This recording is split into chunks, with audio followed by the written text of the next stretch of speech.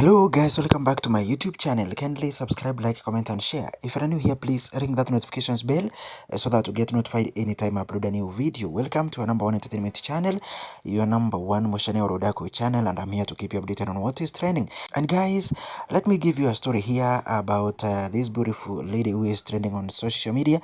Yani picha zake zimeenda viral sana kwenye mitandao ya kijamii. Miss Akko pale hivyo kwenye ukurasa wake wa TikTok.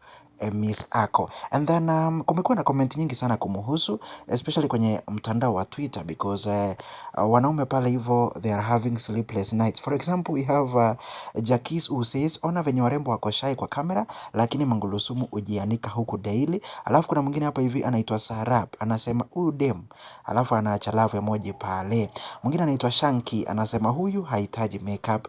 Pale hivyo naona Jimmy ndio ameweza kufikiwa na ile picha. Alafu pale hivyo naona kijana wa Shelby anasema nahurumia vipofu. Aya, Mr. Right anasema nikipata huyu naweza kuwa nikiita press conference every morning kuwakumbusha that I only have one wife. Kenyan man. Shit. Anaitwa Justin. Anashanga inakuwaje? Huu rembo ni wa kweli ama inakuwaje? So guys, this is the lady I'm talking about. Anaitwa Miss Akko kutoka pale hivyo ukurasa wa TikTok.